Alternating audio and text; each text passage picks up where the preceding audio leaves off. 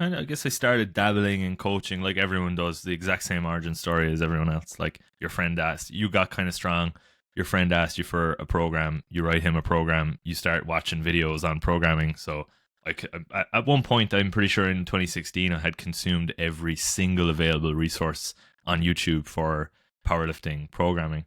And essentially it was just like copy pasting Johnny Candido's stuff, then copy pasting Mike Teixeira's stuff, and slowly kind of finding my own bit of a personality somewhere in the mix. So that kind of continued on. I worked for exclusively for free for a couple of years, and just kind of picking up, people who were interested in letting me kind of experiment on them, really.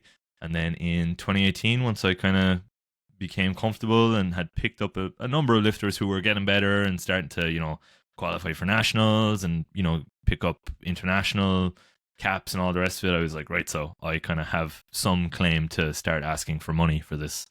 And at the same time, in parallel, I had been, I had personal training cert and was working primarily with, almost exclusively with just Gen Pop, doing normal strength conditioning. So yeah, 2018 then.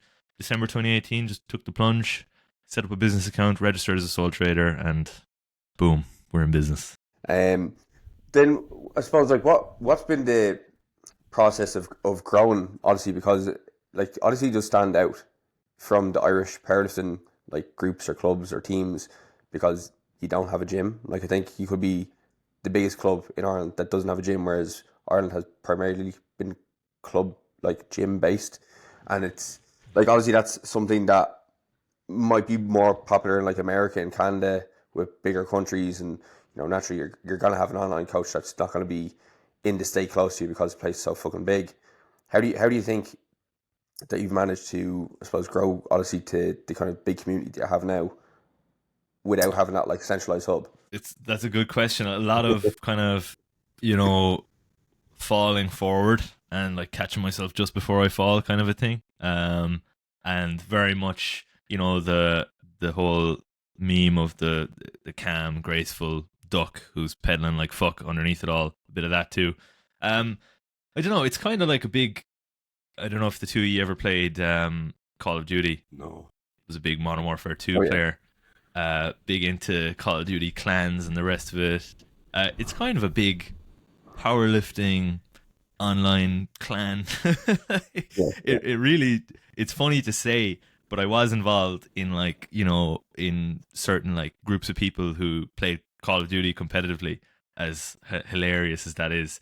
And that honestly did lay a lot of the groundwork for setting up the structure of how this would work and how we would have a real sense of community, while of course not being able to connect. And then also primarily the fact that I'm from the middle of absolutely nowhere, as most people know if they've ever had one conversation with me. But yeah, it's I guess like it comes down to kind of the core philosophy of Odyssey Strength, and it's that we really treat everyone as an individual, and for whatever reason that just seemed to kind of foster and develop a community of individuals, that, and I'm very lucky that it's just been, for the most part, for the overwhelming majority, it's been just, we've been lucky to have really good people get involved, and it's kind of one of those things that if you build it, they will come. Like we've got the structure, we've got the resources and the infrastructure in place now, so it kind of just like runs itself. And where do you kind of see yourselves going long term? Is there ever going to be an Odyssey gym, or could we potentially see that come to fruition and abandoning the nether regions of SoCard? I had I suppose in ways, fortunate experience of being very heavily involved in the running of like a semi-private, gym. So it was 3,000 square foot unit. Functionally, it looked kind of like CrossFit, but it wasn't CrossFit. It was just myself as like quote unquote head coach, and then the owner Ray, who also coached. It was just the two of us running it. At one point, we had 120, 130 members, which for this part of the country, fantastic, especially when they're paying 95 euro a month on average, versus they could have gone to a hotel gym with toilets and showers and a jacuzzi and paid 40 bucks a month. So that was kind of 2019. And even then, when it was at its peak and we were kind of our most motivated and our happiest, even then it was an awful lot of stress and work. And like, I had no liability. I just cared because A, I'm making money, and B, the owner is like a really, really, really good friend of mine. Very, very important kind of part of my own personal journey as a coach. And like, to see how much constant stress that he was under as he had this, you know, six figures worth of assets business hanging over his head. Everyone thinks that's a great thing. Everyone's like, yeah, I'm a 6-figure business owner. That's a fucking awful thing. Like, unless you're profiting 6 figures, you know, those are different things. That means you've, you know, that much liability hanging over your head, which is grim. So unfortunately, COVID hits. Gyms were locked down for like 6 months. We finally get to open. We have a 3,000 square foot unit, and because of the way the gym works, I think we could only have like 6 people in that space at any one time, which of course just nuked our business model entirely. And then they closed again for another 6 months. So sadly, then after nearly 10 years of operation, it closed in May of 2022. So that was a very important experience because, you know, when I first started Odyssey, the 100%, like, it was like the answer to that question was oh yeah, definitely, that's like 100% a plan. Which of course was naive. Even like during lockdown 1, I have a document. I was only looking at it the other day, a document where I like priced out the dream gym, and I was going so far as to like look at, essentially because I wanted to beat Jay. I was looking at units in Dublin, in South Dublin, like doing virtual viewings and all that kind of shit. And thank God I didn't go for that, because that would have been an absolute disaster. But look, it's one of those things where, of course, people are constantly, Odyssey members are constantly hounding me for it. If I get to a point somehow where, like, you know, it would almost open itself, then yeah. Otherwise, nah. No, not a hope.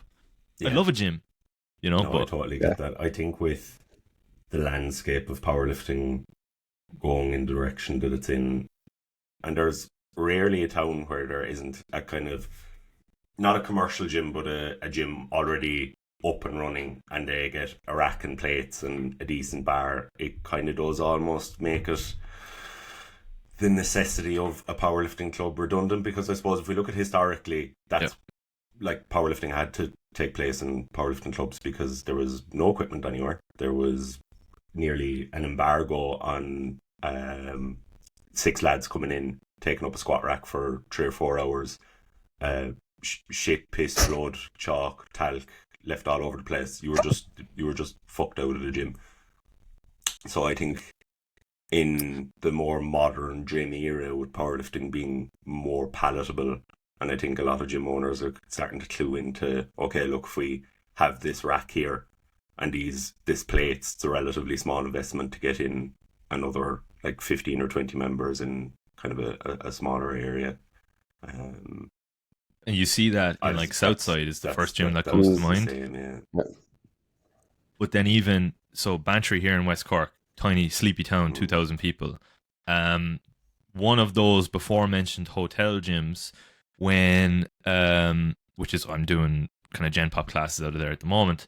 When the gym closed, they saw a big opportunity. They concreted over the existing squash court, knocked the wall between the squash court and the at the time weights room, and created like a fully functioning gym. Bought all of the equipment from the old gym, and so now you've got this ridiculous, like, I've never seen a leisure center in a hotel like it. Like, you've got a fully fledged gym with steel plates and a Texas power bar, and like, you've got people coming in not even realizing what they're walking into. They just think, oh yeah, you know, gym, 40 quid a month, this is grand. This isn't too bad. It's like, you don't even understand how crazy this is. So when that starts to really kind of permeate the thinking of a lot of these kind of facility owners' minds, then yeah, it's kind of game over really for that powerlifting club. I think a big model. one for me was even in the college here. We got two TDE racks, two power bars, and a couple of 100 kilos of calibrated plates. And I think even having them, the idea of out of sight, out of mind, I would nearly go the opposite, where if it's in plain sight, it becomes that little bit normalized, and all of a sudden it's starting to drip into the zeitgeist of the normal trainee. And I think when even UL down there now have a powerlifting club, they have am I right in saying they have two rogue combo racks in their just gym floor with no, like, they've no other, like, they've bumper plates and all this shit, but they just have two gigantic, like, overbuilt combo racks in the middle of the gym floor. And I think even that, like that's, it's a testament to the growth of the sport that, like, gyms are now kind of cluing into, like, because my argument for getting the combo racks into the college was, they can squat and bench on these. And then the guy who buys all the equipment was like, oh my god, this is incredible! Like, what a versatile piece of equipment. And it's great. Like, but I think you're right. I think the club scene in Ireland is a lovely part of the powerlifting, like, sphere here, where it's not like you're not going into a gym training by yourself anymore. It's like you go into Phenom, and, like, there's a couple of people from Odyssey there's already kind of like a little bit of a group and stuff like that. I think it's nice to experience, unless you're Shane and you're training in Platinum Gym on a mother and a father of a surfboard of a bench. Thoughts and prayers go to him. And what, like, it does make it does make it. Oh, sorry. I was going to say, it does make powerlifting, like, far more accessible to people as well. Like, when gyms are getting that bit of equipment in, like, as much of an expense it is, like, most gyms should really be, like, if you're paying a decent membership, should be updating their equipment anyway. But as you said there, like, the clubs, if you don't get on with somebody in a club, for example, like, that might be a deterrent enough for you to get into powerlifting. But then if your local gym has the calibrated plates or whatever, you might just pick up a group of lads there who are into powerlifting too, and then you start picking it up. So it does also increase the amount of people who will be getting into sports. So yeah, I suppose that kind of also then provides a market for also coaches who are not affiliated with clubs to also kind of, step into that market too. Yeah, it's kind of like a decentralization process, and that's kind of what we managed to. We kind of jumped in at the perfect time where powerlifting was starting to kind of, seep into the kind of the minds of the normal gym goer. Because, like, before us, there wasn't. I don't even think there was an online power exclusively online. In Ireland, say, like, even if you go back to, like, nationals from, like, maybe 2017, 2018, like, it was just, like, clubs. And that's one of the things me and Shane always say to each other, is, like, it is kind of mental to look at it, because it's gyms. There was no there was no other online kind of platform like E. Yeah, and, like, I think it kind of helps to accelerate that, because we'll, like, Platinum Gyms, Malahide, like, they've got powerlifting gear and stuff. They didn't, it just so happened that we had Andrew Rowe training there, who, in, like, a business sense, is somewhat of a maven. Like, I don't know how many signups we have that we can attribute directly to how beautiful Andrew Rowe is, and then how strong he is as a secondary factor. But, like, that became a spot for, like, I've clients who travel there for powerlifting. It was just a normal gym. So definitely, I think decentralizing it away from, like, it's amazing that you can go up to abs. Like, I was up there for a Sunday mass session whenever it was, let's say 6 weeks ago, and it was class. Like, that, I hope that experience can also remain as powerlifting becomes more mainstream, and as people, with bigger spaces and the ability to kind of make profits while charging low memberships, I hope the likes of Abs and Sunday Mass can kind of sustain themselves through that as well. Probably get to a point where they'll coexist, that you'll also have your local gym in Bantry or Carlow or whatever with a combo rack and a nice bar and some nice plates, and you probably have and you'll also have, because I think we're kind of in a period now where it is happening, I suppose, where you have kind of like, you have your hubs, like in Belfast you have Gainfort, you have Phenom in Cork, you have City Gym and Urban Barbell in Limerick, and then you have Abs in Dublin. And I think as like a rising tide lifts all boats, where if powerlifting is that bigger at a local level, I think those larger clubs and kind of existing places will also see the benefit and reap the benefit of it. Because I think even for a couple of the lads here, like it's nearly a treat for them to go to Abs or to go to Phenom or wherever from here. And I think they'll always kind of like that allure to training around stronger people, and with stronger people will always kind of draw people to those bigger clubs.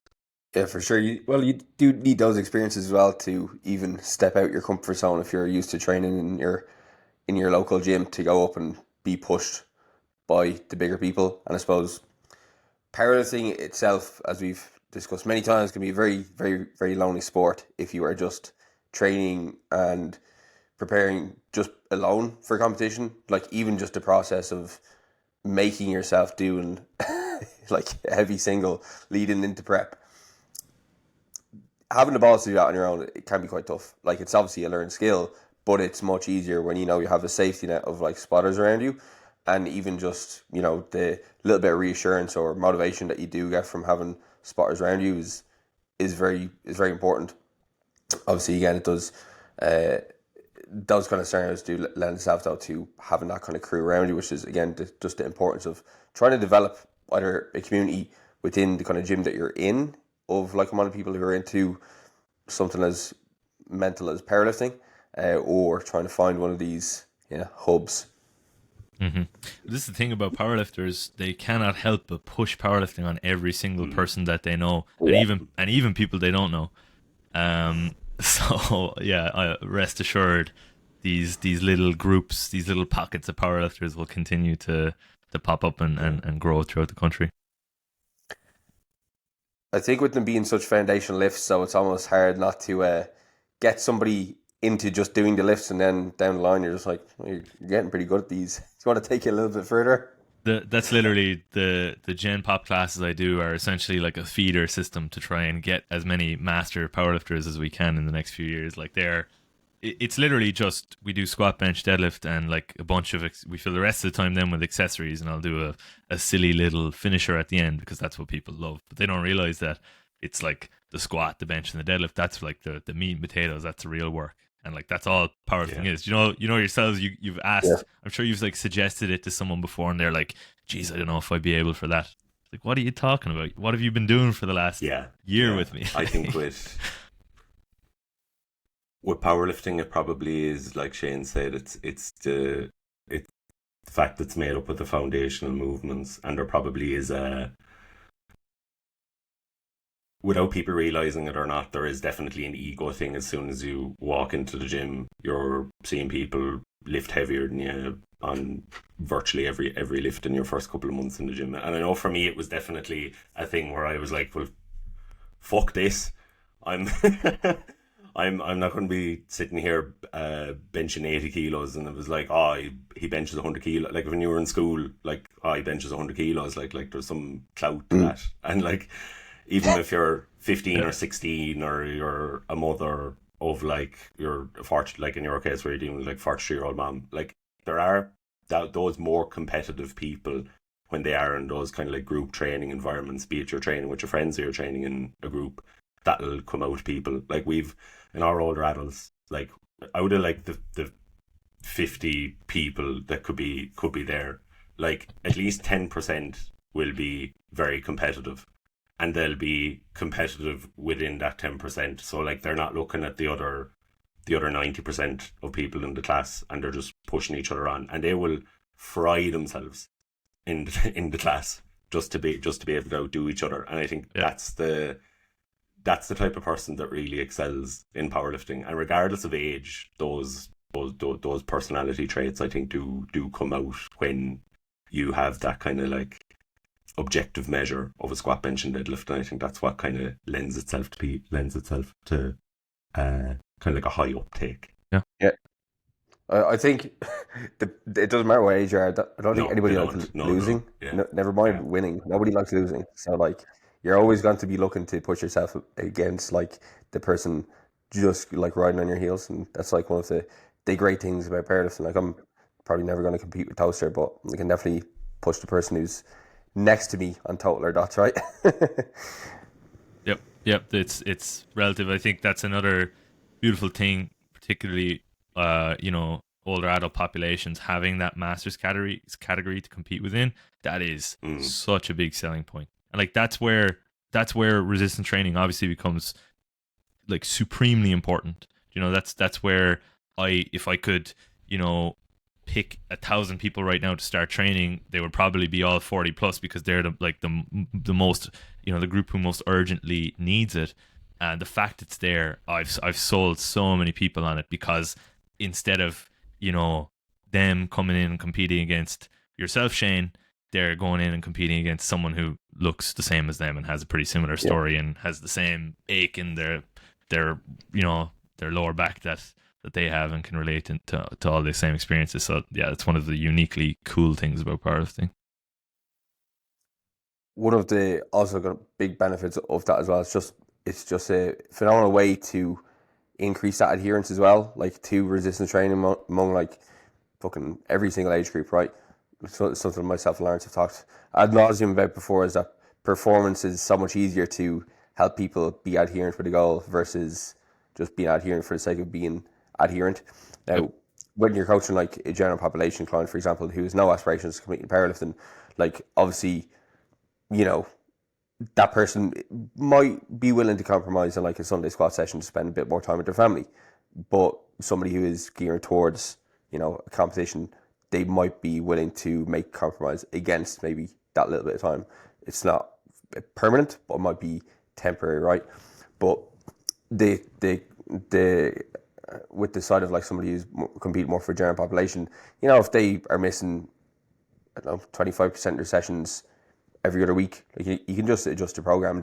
They have the acceptance that the trade-off is a little bit of progress, whereas like with the powerlifters competing for performance, they might be sacrificing a little bit on their total, and then ultimately that might drive a little bit more kind of commitment to their goal, because now they're focused on, maximizing progress versus just making progress. Because like just making progress, you can do a lot and just make progress, or it's like not do a huge amount and make progress, or maximizing progress is kind of like overturning every rock in the name of that, which might have you doing things that, from the outside looking in, probably look a little bit too much. And it's like even in like a couple of the studies we ran where like you do pre and post, like standard pre-post intervention testing, but when we added in the midpoint testing, all of a sudden the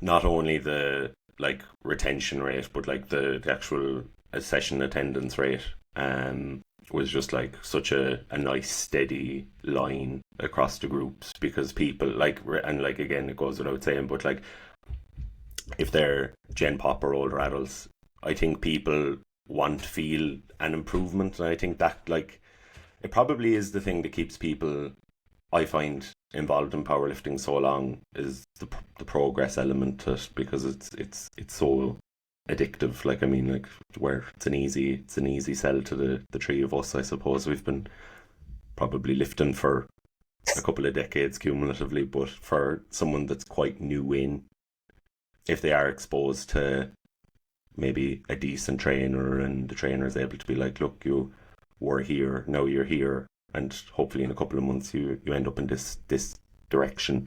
I think it's, for me anyway, it was addictive. Like, and I think a lot of people tune into that. So yeah, we can see masters powerlifting be, or Bantry be a masters powerlifting stronghold in a few years. You know what it is? It's seeing it's seeing the like mentality shift. Because like, yeah, people are competitive at baseline, but you know, most people who walk into the gym for the first time with no experience think of themselves, they'll talk mostly about how weak they are or where they are weak or incapable.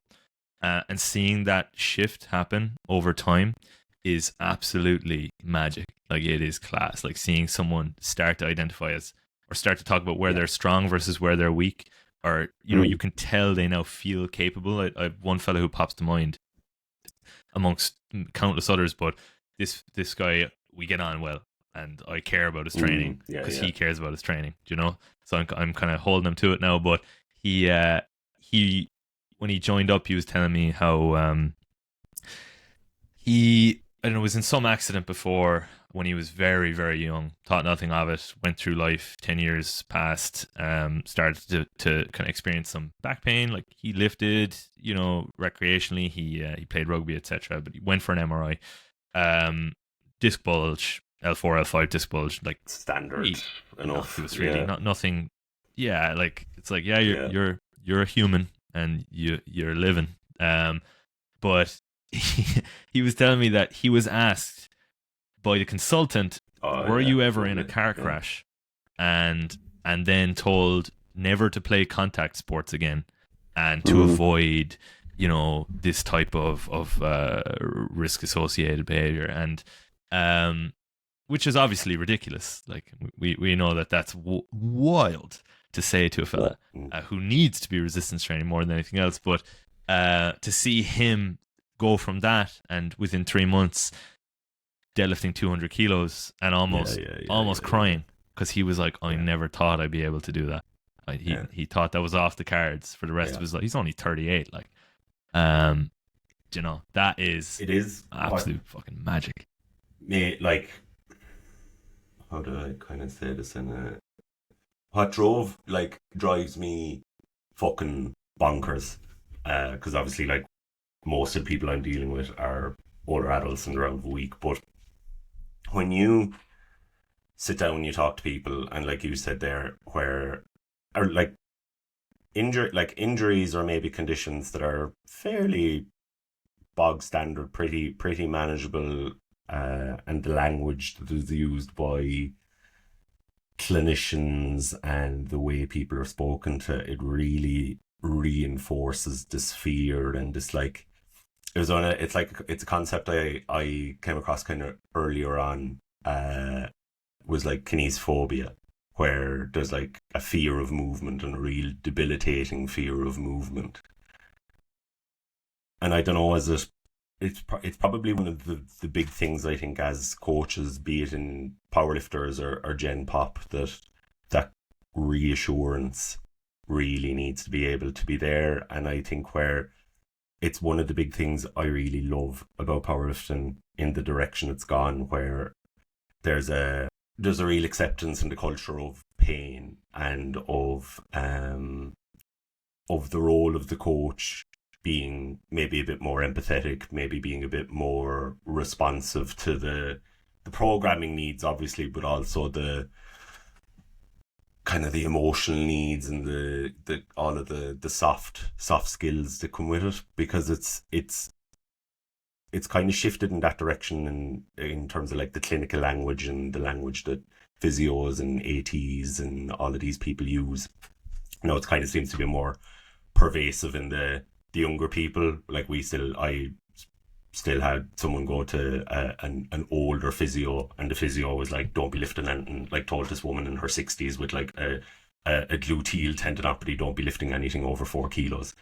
But yeah, it's one of the things that has definitely given me hope about the direction that it's going. And I think a lot of that is probably down to social media and Instagram, and there being some good physios and some good practitioners out there that are kind of saying to people, look, regardless if you're a powerlifting coach or a physio, the way you talk to people and the language you use is very, very important.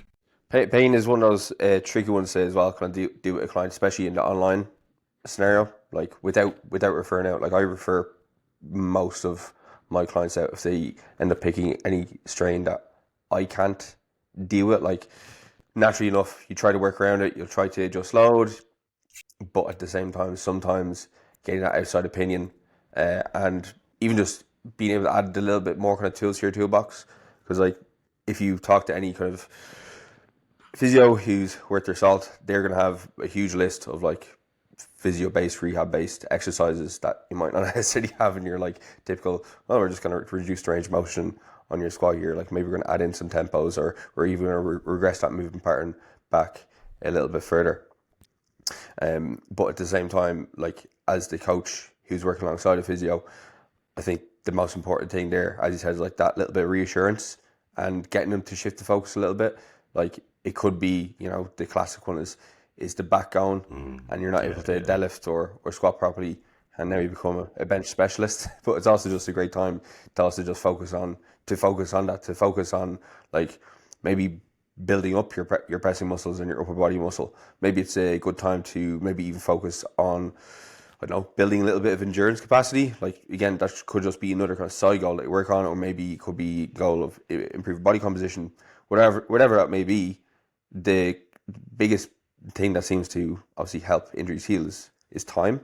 So if you're able to keep your mind occupied and yourself busy and keep your mind off everything you can't do and shift it towards things that you can now focus on, like, it's going to be a much nicer recovery process. Because, like, I've been there myself, where, you know, you go into the gym, you have a niggle, and you're like, right, I'm just gonna see how it feels. I'm gonna work up to a load. It's definitely gonna trigger this again, and make myself annoyed for the rest of the session, and repeat that for a couple of weeks. And, you know, you kind of waste time there, as well as just frustrating yourself, as well as you also reinforce this kind of idea that you might not necessarily get back to your best, or you might not get better again, or do the thing you like again.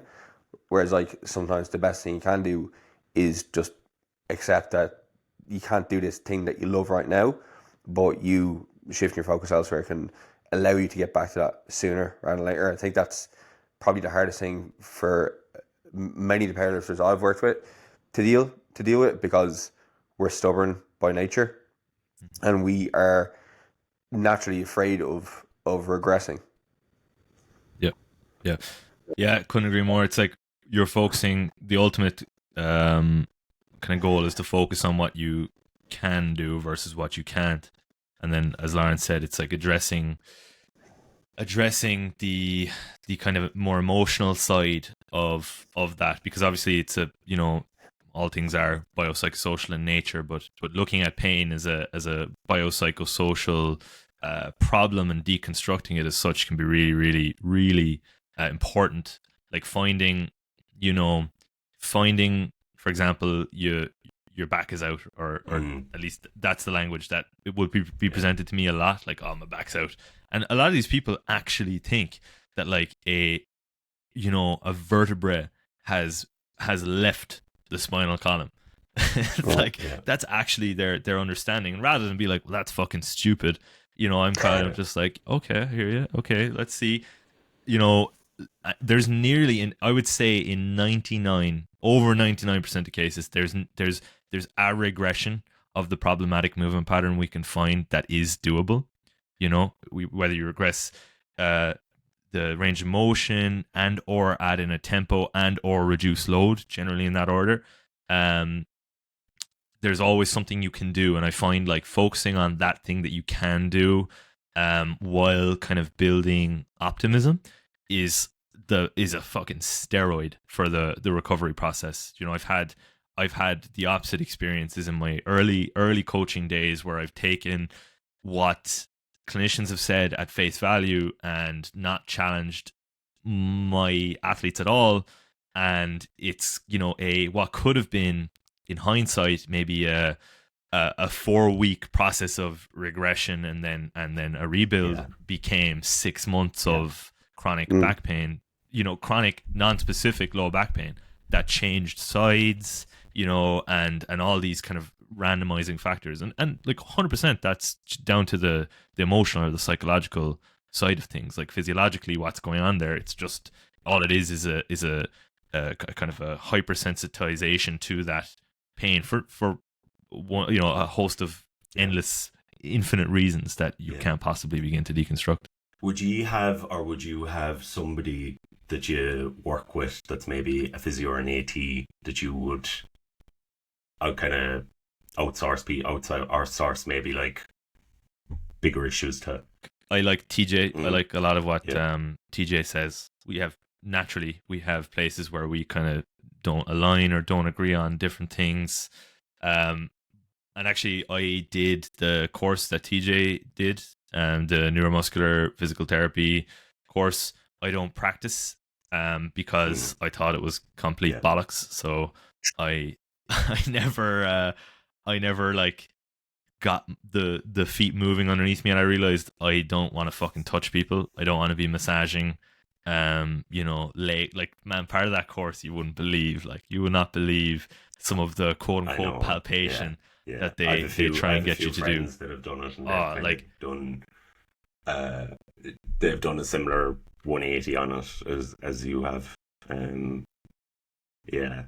I felt like I was crazy because everyone else was like, "This is amazing," and I was like, "I'm not palpating the psoas major right now." Do you get what you're trying to tell me to do? Like, this is impossible. And they looked at me like I was an idiot. I won't name names, but essentially the boss was in for, you know, his big boss presentation on towards the tail end of the course. This was kind of the nail in the coffin for me, because I had already accepted like, this is stupid, and I'm just trying to get a piece of paper to like at least so I can ensure the advice I give around pain and injury.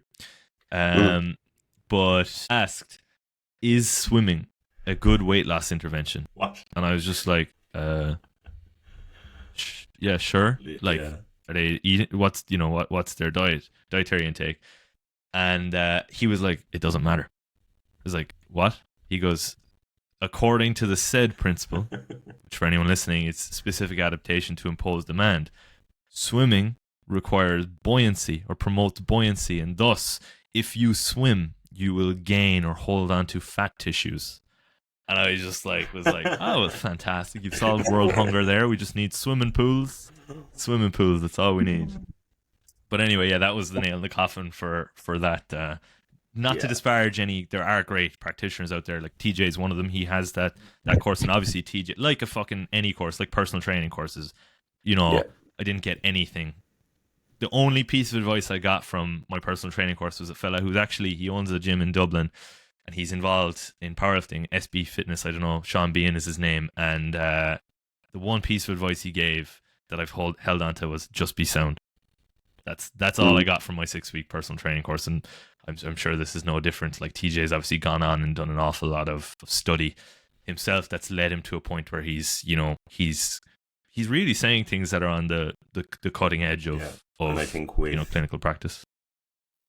Just to kind of go back to it, I think having somebody that you like, one of the big things that I like with the strength guys, I don't know if you follow them, but they kind of have an MDT approach to to their offering, and I think it's a great relationship to be able to have with someone. There's a guy here in Carlow called Aaron Byrne. He just finished his PhD in the college, but I'm definitely very lucky to be able to be like, okay, look, this is 3 or 4 weeks in, or maybe it's getting, we've tried to train around it, but I think having somebody that you can kind of work with and create a bit of a plan with, and understands periodization or understands just training in general, is massively helpful. And I think that's kind of having a TJ or an Aaron as a coach that you can kind of chat with. Like, I don't know about you, but if your client goes to a physio or an AT with an injury, and they've not much of an understanding of anatomy outside of quads, glutes, hamstrings, whatever, it ends up being like Chinese whispers. They're trying to communicate this information back to you, and you're kind of going, okay, so is it lengthened range or shortened range is the issue? And they're going like, what? So, like, it's, I think going in that direction is definitely an extremely positive thing. But would you say with your experience on that, and I suppose maybe you're probably another testament to it, where a lot of the need is placed back in the individual to, and I say this very much in like quotation marks, but educate themselves and maybe get themselves up to a point where their knowledge base and maybe their experiences can push them beyond maybe a lot of these courses, because I think it's kind of nearly gone. The pendulum was so far towards like, oh, you have to have a degree, and then it kind of went the other way where people are coaching with no kind of like theory or knowledge or anything behind it. And I suppose the dial is probably going to be somewhere in the middle, where you definitely don't need a PhD to be a good coach, but you probably do need some experience and some theory there. Yeah, and man, it's hard. Like, think about it as like a line to tread. Do you know what I mean? Like, it's fucking hard to stay on the line of how to put it, of best practice, you know, and not to get caught like with the shiny thing and veer off in that direction. And everyone has at some point, I'm sure. I know I have, like in the work again, like in, you know, pain and injury, like really bought into the like joint by joint approach by Gray Cook, and that kind of led me down a route where I was programming like hilarious like stability focused exercises for my athletes at one point in time, which now I look at as like nonsense. But it is a fucking real challenge to stay on that line of best practice. And I suppose who you surround yourself with really is ultimately going to be the driving factor there. I'm very, very, very fortunate to have like the likes of Connor and the other Odyssey coach who like Connor is actually a wealth of knowledge. Like I don't know anyone who reads as much as Connor and has a real ability to kind of parse out, you know, good information from bollocks. Like he's honestly one of the more impressive people I know in that regard. So I'm very lucky to have him to constantly be there challenging me as well, and vice versa. But no, it's funny you mentioned the strength guys and the kind of multidisciplinary aspect, because that's the goal. Like that's what we're working towards with Odyssey Strength. Like I've gotten the powerlifting side of things, the powerlifting coaching side of things to a point now where I'm happy with it. Like I think we're offering just a flat out good service from day one of a sign up to meet day. I think on meet day you're going to get an absolute top notch experience regardless of what specific coach is there. You know, I'm at the point now, and I'm a real control freak, but I'm at the point now where I'm okay with not going to competitions, knowing that I have an excellent team of meet day handlers beneath me. So now the goal is definitely to start fleshing out you know, have been working on for a long time, like building a nutrition service and offering one. But it's something you absolutely need.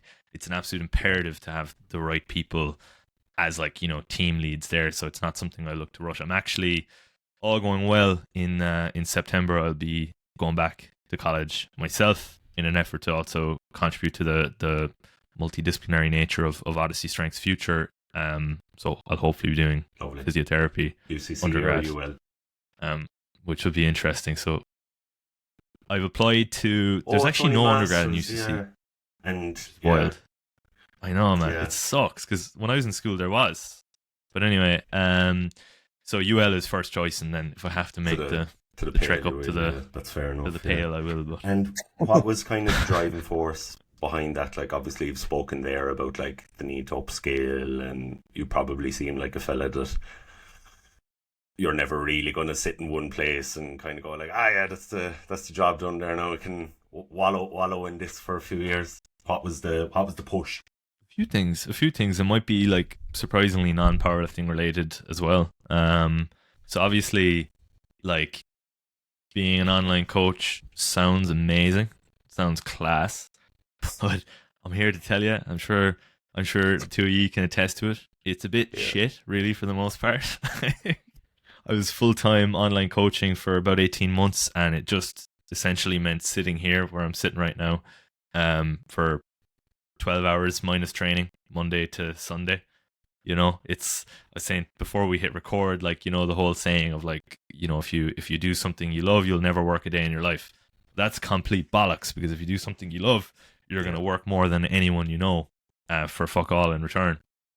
But yeah, it's hard. It's hard work, and like I was heavily missing that kind of social element. So that's really the entire reason I've gone back to in-person coaching, especially with Gen Pop, because Gen Pop are like, that's I've decided, and that's part of the reason why I've decided to go into physiotherapy, that I need, as a coach, I need to maintain some level of work with Gen 100%. Pop indefinitely, as long as I want to be a like good powerlifting coach, because really they inform a lot of my practice, you know, and a lot of skills I really get to kind of sharpen my tools with Gen Pop in ways that you wouldn't expect, you know, and it teaches you a lot about how to communicate and when to communicate, and most importantly, most difficult of all, when not to interfere or communicate or intervene. You know, there's a lot of times when you're working with Gen Pop where you're like,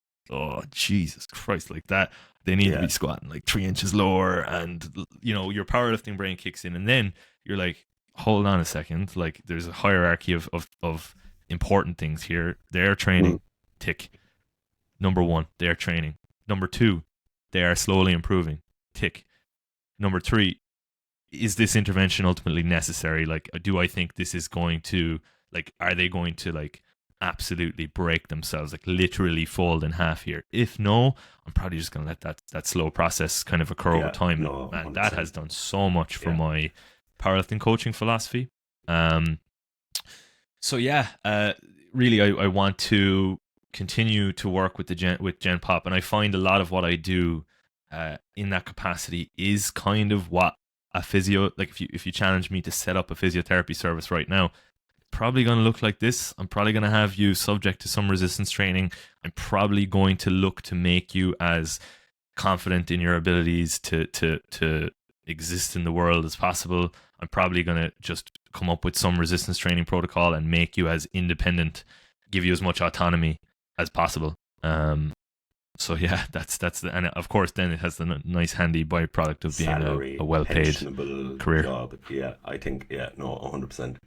I think with a lot of what you're saying, I would definitely hold a lot of that true for myself. And it's funny because for anyone that's ever like been around high level athletes in any sport, the amount of coaching you do is none. You don't like you do fuck all. You put in the program, and this like highly capable, already really high confidence, high self-efficacy person is just doing the thing, and then 9 times out of 10 you get a positive adaptation out of it. Like that's not where you develop a skill base.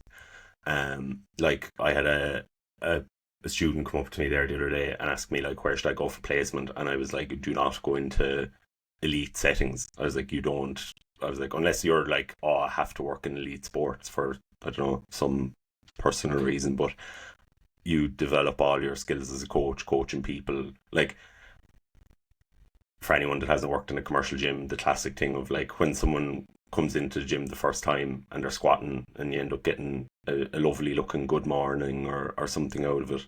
Like, are you able to coach someone to actually bend their knees and get into like a pretty decent squat position? It's like if you're not there as a coach and you're constantly, like you said there, developing that skill of making the calculation.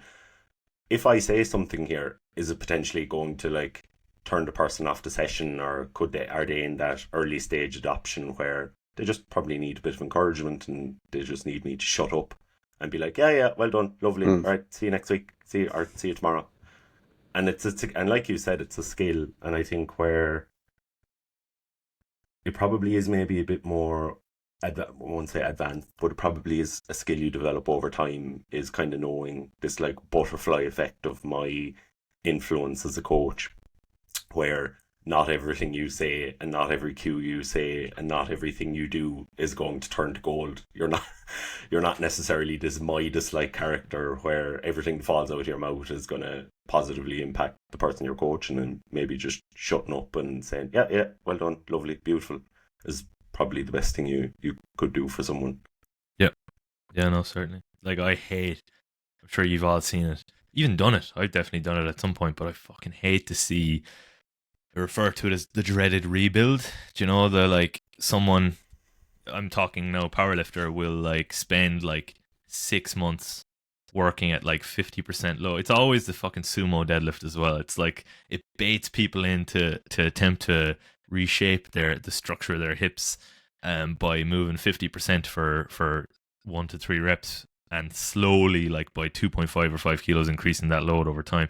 And like as soon as they get to any amount of meaningful load where they can't simply just inflict their will on the bar anymore, they go right back to their old movement pattern because it's literally gated by your fucking hip structure. Like, that's one of the things I hate to see the most, and I often kind of wonder what when I see athletes with coaches doing that, I often like wonder, how did we get here? Like, what's the process that's led the two of you to come to this solution, and how did you not see, an infinite number of other solutions before this one? I definitely agree with you. I think one of the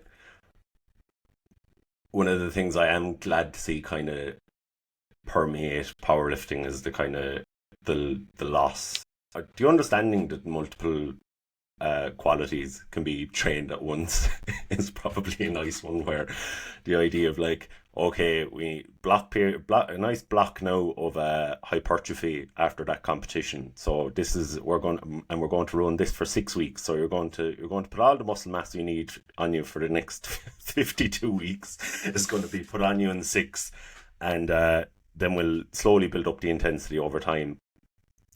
And I don't know, is a lot of that just not understanding like adaptations, or like we were saying earlier, maybe not staying a bit more up to date with things. But I think it's just that, like, the jumping point, I think the most common jumping point for a powerlifting coach is the Scientific Principles of Strength Training, Mike Isichel's book, which great book, like 100%. Like if you want a baseline understanding of like all that goes into programming for powerlifting, great resource, and I will always recommend it. But you can see the coaches who started and finished with that resource, Yeah, I actually only finished reading that not so long ago because I was recommended to read it because I never read it before, and I read it. I was like, yeah, probably wouldn't do this myself, but I understand why you'd recommend this. Yep. So yeah, it is interesting. Like depending where you like came into this sport from, like I would have started learning a lot about powerlifting from like reading like Mike Sordos's stuff en masse, and like reading a lot of like the content they have there. So I was like RTS's stuff. So when you come at it from that angle and then get introduced to that, where that was more like you can only train one quality at a specific time, and you had to like move on from that, or else your body got tired and couldn't produce those adaptations anymore. And it's kind of like saying that, I don't know, your heart will inevitably stop beating because it will run out of beats or something like that, right? A question I love asking is, what adaptations? Yeah. What are you talking about? I know what you mean, and like I'm being a dick when I ask that question, but when people point to some level of like specific adaptation, it's like, you don't know what you're talking about. Like, we don't know what like specific physiological. I mean, maybe there are people who do know, right? But there's no absolute way to know that the intervention you're making is eliciting the exact adaptations you're looking to elicit. Do you know what I mean? It's way more simple. If the weight on the bar is increasing over time, class, then it's just kind of filtering for preference and enjoyment, and that's like block length. We refer to it as time to peak, which sounds like that sounds savage. You know what I mean? It's so easy to sell someone on time to peak because it sounds cool, but reality, what it means is like generally how long do you like to run blocks? That's it. Like, and there's like a whole host of, again, biopsychosocial factors that goes into that. And as long as it's again so simple. As long as you're doing the thing for ages and enjoying the average, the sum of your training inputs, you are making all of the broad adaptations. I think go on, Shane. Sorry, lad. I think I was just going to say, I think one of the reasons why people like the more block periodization structure is like it makes you feel like you have more control than you actually do. Mm-hmm. It makes you feel that like in this block you are definitely going to maximize your hypertrophy. In this block you're definitely going to maximize your strength. But as you said there, like you can increase all of these like qualities to a degree over a course of a block, and you can have some estimation that they're working. You're seeing that weight in the bar go up, but you don't fully know if it was the fact that you had 4s on this block versus, I don't know, 6s on the previous one or something like that really led to the actual change they want to, right? Like all you can really see is like the trend, and like 2 blocks are not always going to respond the same. If you run them back to back, they could have completely different results depending on as well that person's like life situation. If you're working with a student, they're probably not going to have the best block of their life when they're in the middle of exams. So yeah, I think it's part of, I suppose, RTS's approach, isn't it? It's like you react to the information that's coming in and you take it like that, and then you, off the back of that information, you make the best inferences to plan the next block and the block after that, and you're trying to formulate some kind of database over time of what is working for this lifter. Yep. Versus this is the set structure all my athletes are going to follow. Yep. And now if you don't fit into this, I think people underestimate. Sorry for cutting off, Shane. I think people underestimate when you say over time what that means. People think like, yeah, it's like 3 months, 6 months. No, nowhere near. I've been working with Callum O'Mahony since 2019, so 5 years, and like only really now in his final year as a junior and for junior nationals were we able to like put together something where we have kind of reliable data to back up the decisions we made. That's 5 years, and like I say, we're at the beginning of that process. I expect it to be another 10 years, and of course there's always the randomizing filter that is the human being on the other side of it. Like, so everything, it might point this direction, and then all of a sudden they, I don't know, move house and change job, and for some reason all of that data is invalid. Which is class. It's I love probably it. one of the Makes it things fun. that I don't know if you've ever worked in like S&C and other sports, but it probably happened.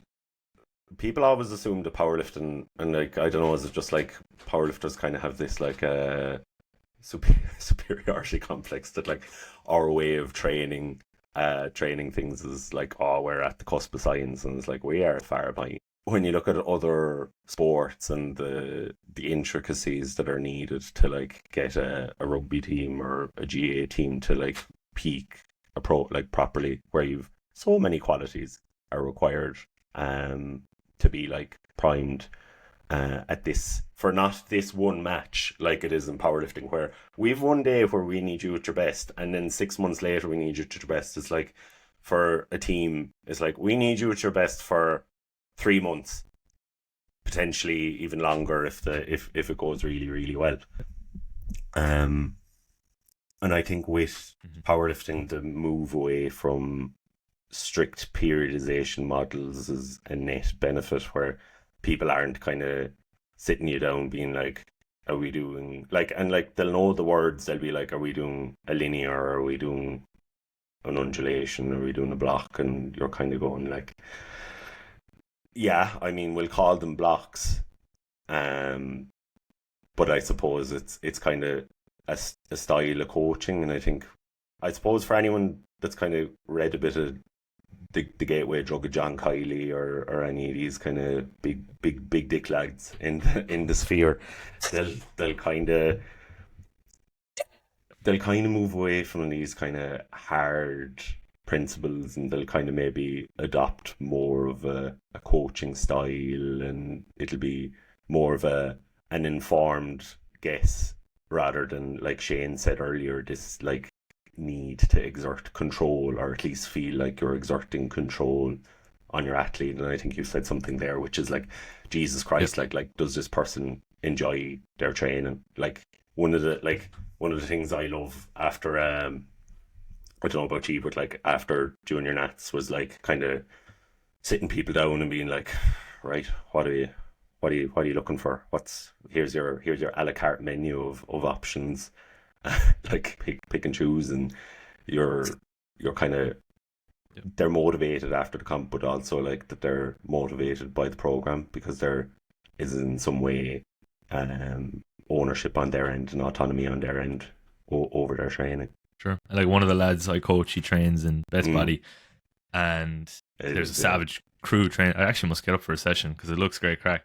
But he wanted to line his training up in some way with the lads. You know, I think they squat on a Sunday, and so he asked me, could we do this? Obviously, yes. Like 100%. I was gonna literally just be like, right, we'll literally like match what they're doing in terms of like when they like. There's absolutely no reason why we couldn't trial that. But he wanted to retain some element of his structure, so we're just gonna do like an SBD day now as his day 4 on the Sunday. But 100%.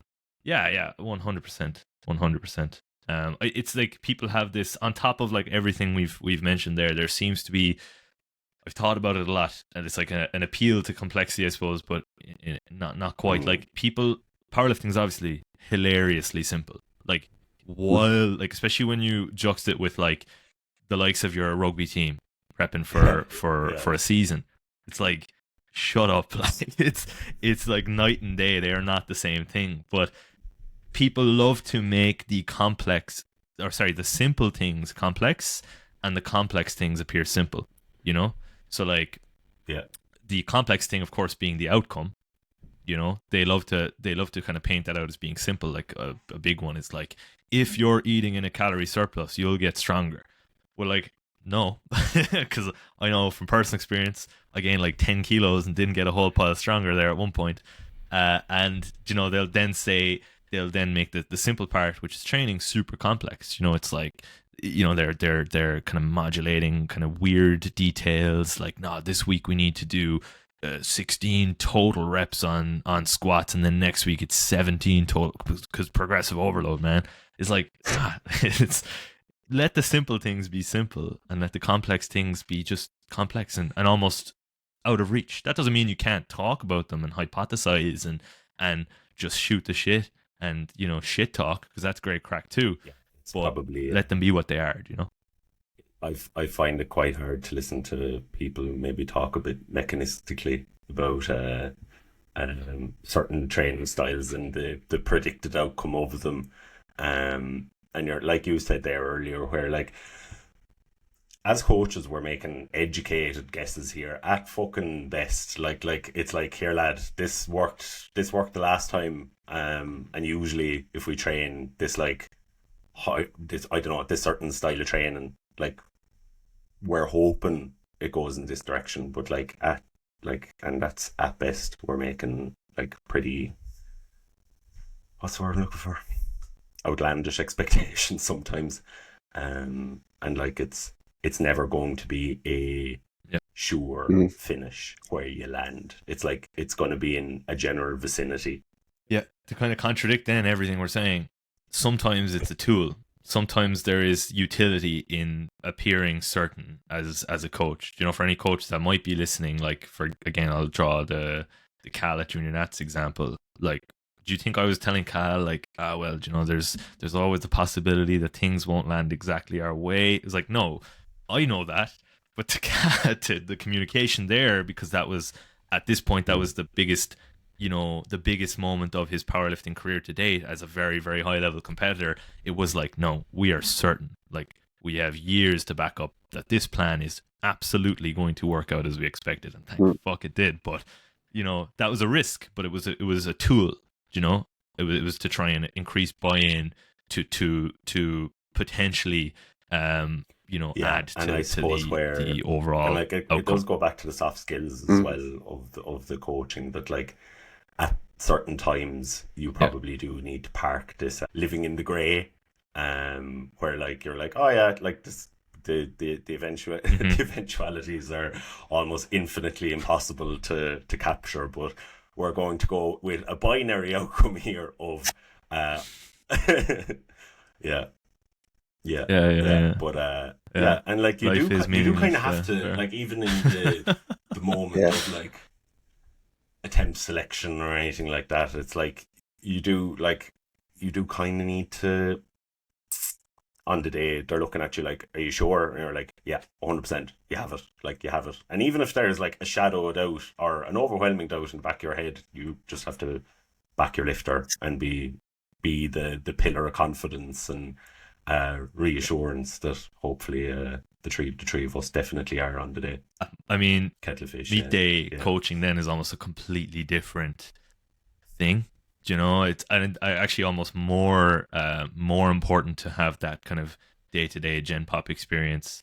You know, it's actually my favorite part of the powerlifting coaching process is seeing it all come together on meet day. And like you say, I can almost, if I had to look at one thing to denote whether someone is like a capable meet day coach or not, it's whether there is like certainty in their communications with their lifters or not. You know, whether they like are capable of distilling it down into like two certain choices at the very most. You know what I mean? It's like I always will only ever communicate like two choices if I give a choice at all, and most of the time, especially if there's like medals on the line, there's no choice. It's like this is the only decision. And another interesting thing, I say this a lot, particularly to the Odyssey gang, is like sometimes the best decision, the best thing for the lifter is a weight that your lifter is not going to hit. It's going to be a failed lift. Sometimes that is still the right load or to put on the bar, which is kind of a conflicting idea to tackle, especially when people are so focused on like a 9 for 9 performance. But like sometimes you have to. There's situations where maybe there's the choice is go for the 5 or take the 2.5. You know, in certain situations, taking the 2.5, even though it might be certain, is the worst possible decision. You know, like you have to risk it for the 5. If you're a certain type of lifter, maybe you don't have running order or something like that on deads. What I always find is that it's an interesting one. It probably, you know, there's a weighting of like probability of success with attempt selection to the point where like you have impossible and then you have certain. And I think the way I think of it in terms of like percentages successful like likelihood of successful outcome, all things assumed are still going to be in order. Like the person doesn't miss a command or do anything wacky like that, but I think it has to be almost to the point where it is almost unobtainable sometimes. And I think for a lot of lifters I coach anyway, they don't like safe. And I think maybe that's at the core of what you're saying there, is that like as a coach, to be able to push someone on meet day, there is an element of like going for the spectacular. Like no, like if Wayne Rooney or someone was headered a ball rather than doing a fucking spinning bicycle kick in the air, no, like that goal isn't going to be spoken about. But I think with a lot of lifters, they're like, oh, I didn't think I'd get it, but it was 5 more than I've ever done before, and they're fucking. It's an elation that you can't like. I don't know. I fucking get such a buzz off it, like, but so do they, and yeah, it's huge. But I do think you definitely hit the nail on the head with that there. That like, and it kind of propagates a sense of belief and trust from the lifter as well, I find, where you're kind of saying like, look, that last one was hard, but we're going to go up 10 anyway, and they're kind of going like, yeah, fuck it, I have it, yeah. And like even ye out the back, like I love watching ye before a lifter goes out, because like you load something like that looks, you're kind of looking at it and you're like, oh, if I didn't know you, I'd be like, Adam's a tick cunt, why are they going up 12.5 here? And then the lifter goes out and does it anyway, and it's like, yeah, no, Adam knew he almost had it. And that's kind of what I love about watching ye on the day, is like the lifter is like going in like genuinely on the brink of psychosis, going out to lift the weight, and they do it anyway. But I think that's it's the crack of competition day. Like, it's if that was the only part of powerlifting coaching, or if that didn't exist in powerlifting coaching, I would find it a very hard job to do, because it kind of makes the hours behind the laptop and the shit parts of the job definitely worth it. for me anyway. Oh, we have a lot to thank for the likes of Jay and just club culture in Ireland for that as well, and especially the place that the sport is in now, where we've kind of got over those like initial growing pains, you know, especially of people saying things that conflict with what other people are doing. Like, you know, when I first started like gaining some level of what's the word? Recognition. Notoriety feels like too self-aggrandizing. Yeah, when people started to know who I was, and I started saying things that maybe conflicted with the things that they thought or did, there was people who fucking hated me initially, and like thought that I was like, you know, thought I was a pure asshole, and like had never obviously personally interacted with me. And competition day being that day to consolidate all that over the years has been fantastic. I think we're in such a great spot right now where, like, you know, generally everyone's pretty sound, and like we all recognize that we do all the same stuff, and comp day is just class. Like, it really, every comp now so far this last like 18 months, even with all the kind of the noise, almost the trauma of the split down the middle, or what looked like a split but functionally isn't actually serving in any way as a split with USAPL and all that kind of thing. It's like, it's just more comps. But anyway, we're in such a good spot. You know, we're in such a good spot. Comp day is just, it just feels better than it ever has, and it's completely. I've said this before. It's totally unique to Irish powerlifting, and I think the club culture is a large. Me and Shane always say to each other, we're in the, like, you don't know you're in the good times until you look back on the good. Like, we're really in it. It almost feels like when, I don't know. You know, when we're all in our 60s and fucking falling apart, we're going to be turning around to young fellas being like, I was there. I was there. Like, we're not soft like you know. We used to headbutt and snap each other going out onto the platform. Yeah. Oh man, I had the realization that I'm part of the old guard there. Within the last year, it's like, what? When the fuck did that happen? Like, I'm now that old guy. Like, what the fuck are you? What's that hairstyle about? Or, you know, TikTok? What do you mean? It's wild. You're not quite. Once did you ever? 25. Did you ever go to an IPO comp? I am not in. I did spectate one, yeah, but I never was involved in the backroom running. But my first comp was IDFPA in 2015 in the IDFPA. Me and Ian Benson always say to each other, if you didn't compete in the Patrick's Well in the gym down there, you're not old in powerlifting.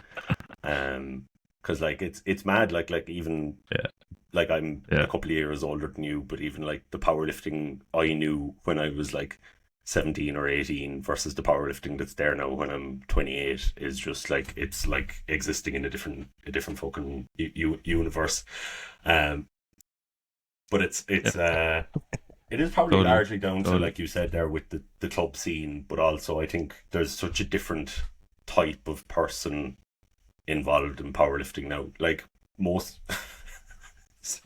sounds terrible, but like most people in like powerlifting is such a like bourgeois, like high society living activity, whereas like if you went to a powerlifting meet 15 years ago, half of them were in jail or like had some criminal record or were involved in some shady stuff, where like most of the people involved in powerlifting now are probably from reasonably like well-off, educated kind of backgrounds, and it's probably going to go even more so in that direction, which is kind of, it kind of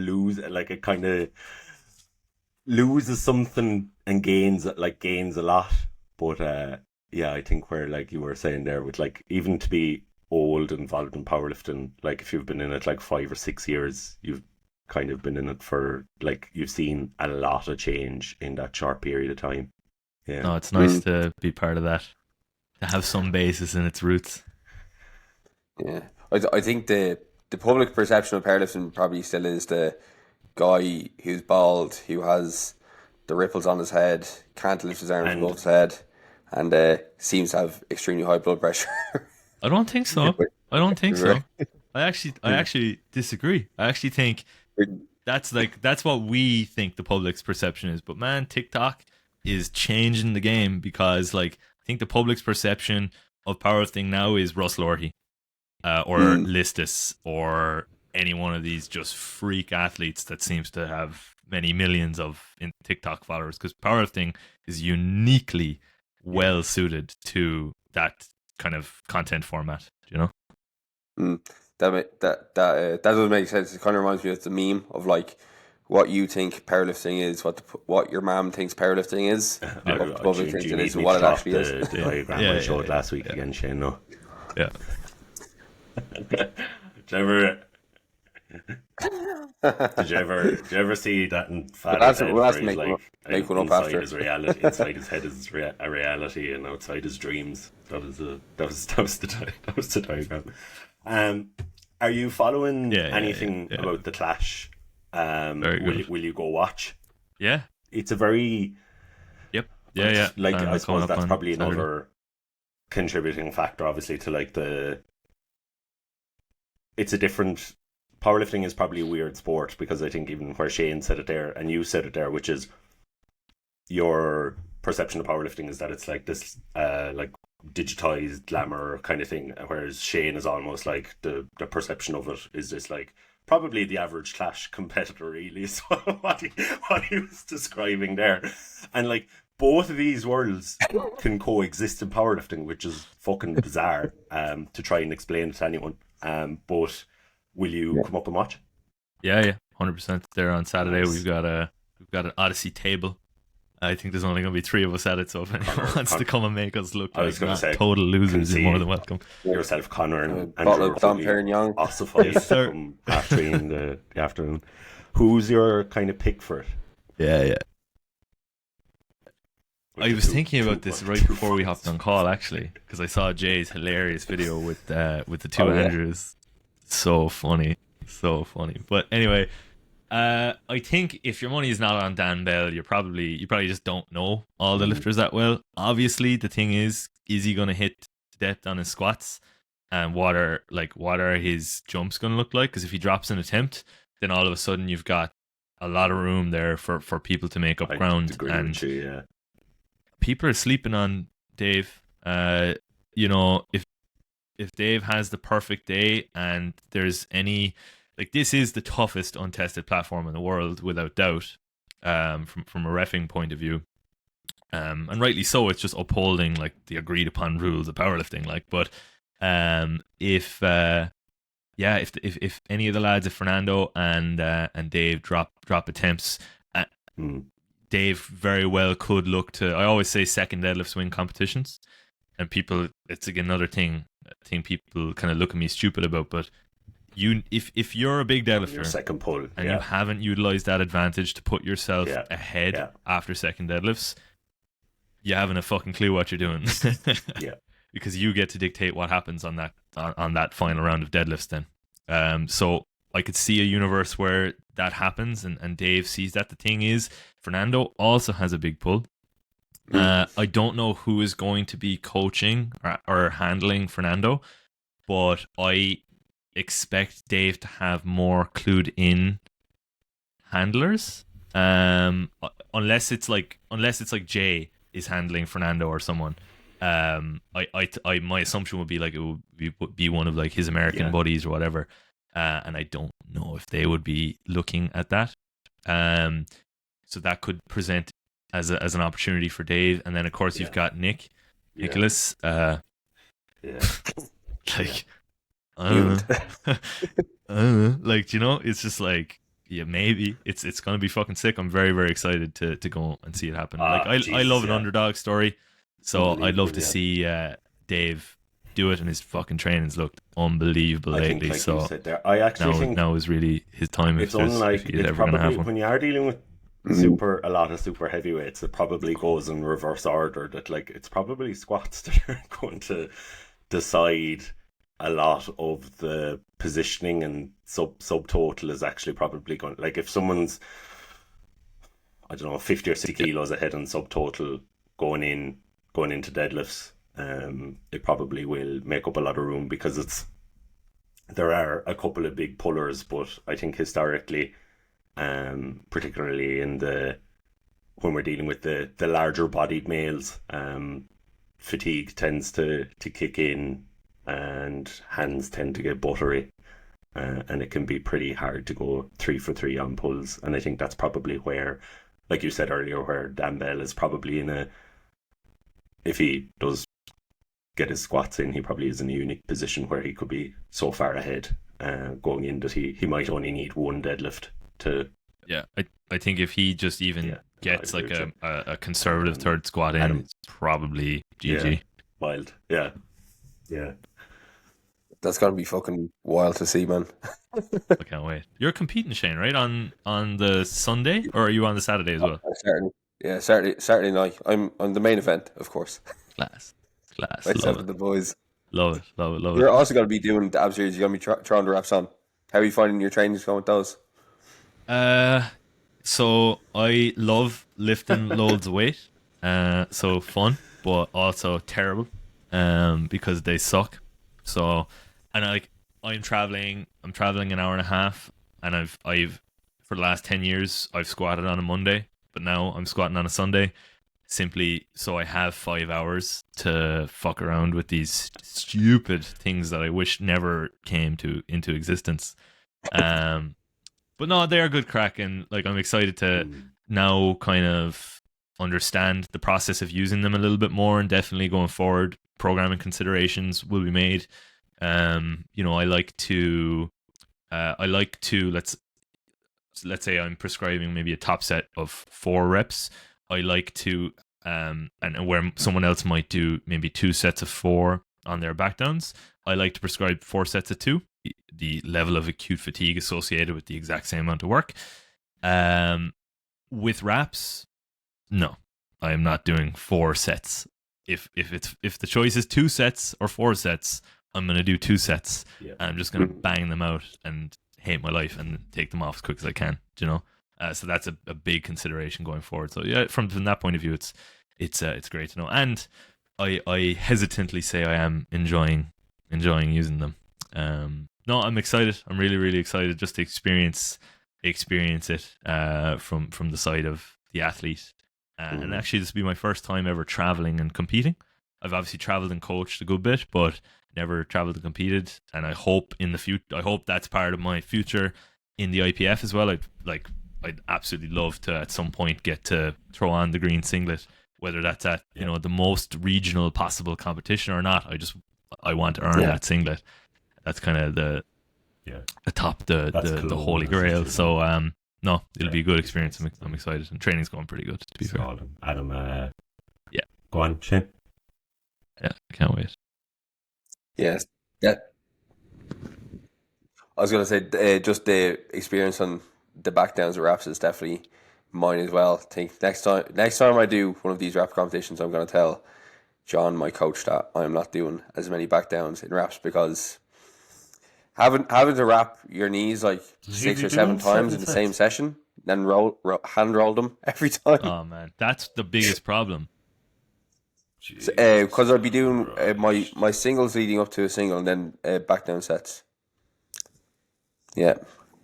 I think rolling the wrap up is actually the hardest part of the whole thing. If you don't have, like in Phenom, they have one of the rolling attachments. Oh my god, is that a fucking lifesaver? Because not only is does it make rolling it easier, because that's like surprisingly fatiguing. It's that if you've got a loosely rolled wrap and you're trying to wrap that on your knee, it's a different experience altogether. You have to take so much more slack out of it the whole time, and it's awful. Like the first time I tried to self wrap at home, because I was going to do both of my primary and secondary day in wraps. Now I'm just doing primary wraps and secondary sleeved, simply because the experience of trying to wrap at home, oh man, like I'd say over 90 minutes I managed to get like one real viable wrap in, after attempting maybe 7 or 8 times, and it was just miserable, awful. All I know is Eamon Harford gave me them for free, which is class. I think they're Cerberus. They're black and red anyway, and I'm told that apparently black and red is like a pretty 'Cause kind of recognized I grade of definitely wrap. would find They're if pretty you're stiff. using like a really hard wrap, like a Cerberus Extreme or a Titan Signature Gold, like Shane is using, like if you're trying to hand roll them, you're going to be like my bicep tendons would be screaming at me every time I put these things on. It's probably one of the biggest things that make me, when I do get back on the platform to compete in sleeves indefinitely, is just I get severe bicep tendonitis from, like you said there, where you're tensioning the wrap and you're constantly wrapping and curl like that, like with curling in, it rots me. Yeah. No, beyond that, then the deadlift bar, which I've also had a traumatic history with. I've kind of finally figured out how to use that in a sense. I was trying to essentially just do exactly what I did with the stiff bar, which it just doesn't work, because my like stiff bar setup was really focused on like taking all of the slack out of the bar and creating as much tension as possible before I initiate the pull, which it was kind of like a binary thing, like slack is gone, now I pull. Whereas in the deadlift bar, that doesn't exist. There's no such thing as fully removing the slack from the bar. Like, no, that shit is going to keep whipping on you the whole way through. So I've kind of developed like a more I have slightly like more knee flexion when I set up, which just seems to have worked well, and I don't seem to just kind of get stuck in this like permanent wobble above the knee. There's a way of leveraging have fun with yourself it. to use that momentum in your favor. That there nearly needs to be a bit more, particularly with sumo, a bit more instantaneous of a drive off the floor. The kind of like slow, patient rise that I see a lot of people pull with a stiff bar doesn't necessarily transfer as well over. Thank you very much for coming on, Adam. Yeah, I think thanks so we much, kind of discussed everything that we kind of wanted to go through today. Yeah, no, that was class. Thanks. Is there anywhere that, well, there's plenty of places, I'm sure, but do you want to tell people at home where they can find you? I've had no clue who you were. Sure. I'm sure that's the majority. OdysseyStrength.ie if you're interested in reading any of our stuff, listen to our podcast, or checking out any of our coaching options. If you want to find me and annoy me in my DMs or whatever, go for it. It's Adam_Odyssey on Instagram. I will link all of Adam's stuff in the show notes. If you did enjoy the podcast, make sure to leave us a rating and review on the podcast platform that you're listening on. Share us on your fucking Instagram stories. And we'll catch you in the next one.